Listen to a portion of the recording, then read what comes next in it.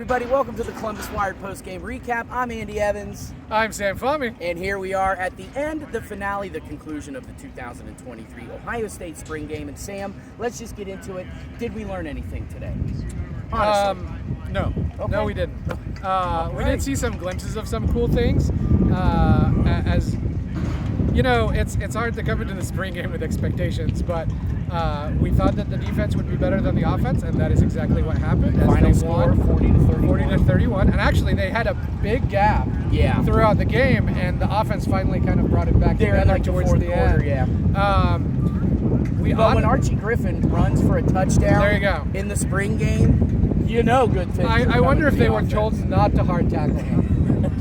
Because that would have been a sight to see, to be honest. If you missed it in the third quarter, special guest Archie Griffin, two-time Heisman Trophy winner, of course, from the Ohio State University, took a handoff and ran,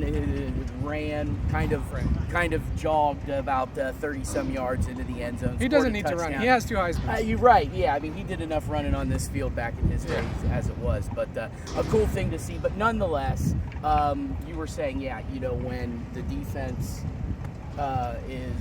is improved. Yeah. I feel like we saw less from Kyle McCord than we were expecting. Yeah. I don't know if that is a communication, a lack of his number one receivers for the most part, outside of Marvin Harrison Jr. Yep. Whether it was the offensive line, that's still something to be, figured out. But in the great scheme of things, I expected a little bit better. I saw a lot of overthrown balls. I saw a lot of missed opportunities. Yep. And that's not something to worry about necessarily, but it was less than you expected. I kind of thought at this point Kyle McCord was going to step up. I really thought he was just going to kind of step in, step up, and boom, he would kind of separate himself from Devin Brown, as we saw throughout the spring game. And unfortunately, we weren't able to see today because Devin Brown had surgery on a couple of, or at least one finger on his throwing hand, which, by the way, be sure to check out our YouTube channel because we have the post-game interview session from both Devin Brown and Kyle McCord, both taking the podium after the game today. So that's here on our YouTube. And it was these two fingers right here. He had the ring finger, the pinky finger, bandaged up, taped together. We have pictures too. And be sure to check out Columbus-Wired.com for photos, maybe even our Facebook page. I don't know. We'll see. All over the place. Yeah. Extended gallery will be on Facebook because it's a lot of pictures. Yeah. So, and this guy here, trust me, as you probably already know, takes great pictures. But we weren't able to see that because of Devin Brown's injury. But even then, I kind of thought Kyle McCord was really going to step up. Unfortunately, I haven't seen that yet. Ryan Day has stated as such. And even today, to your point, it was a mixed bag. He had a really great 40-some yard touchdown pass to true freshman Carnell Tate, which he could be a beast. But otherwise, I'm kind of unsold. Let's wrap back to this a second.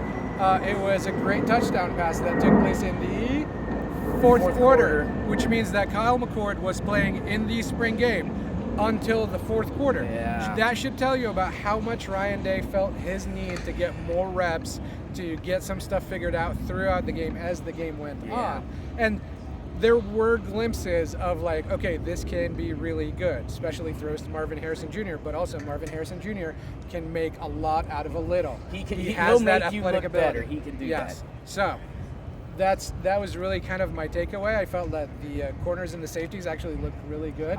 Defensive line was able to push their way around, but again, they're mostly a decent amount of veterans that this is an extra year for them, unlike the offensive line, which is mostly newer players all the way down the middle, which is the core of your offensive line. Well, and let's face it, you just said it. I mean, the defense is returning virtually everybody, whereas the offense, you're looking for a new quarterback, you're looking for 3 new offensive linemen, which you got at least one right now. It looks like Josh Fryer, he cemented that left tackle. Right tackle, though, right now is a question. Center is a question.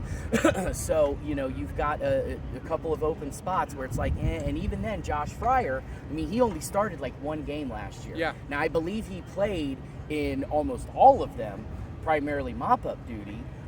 In some situations where they sent him in. Don't get me wrong, he's got some experience, but even then, you're replacing 3 starting offensive linemen, once again, a new quarterback. So this year, folks, I think we should maybe hold back and temper our expectations when it comes to the offense. Yes, but only right now. I think we're going to learn a lot more in the fall when you have your full core of wide receivers healthy, when you have your full core of running backs healthy, when those offensive linemen had gone through the body by Marati program some more.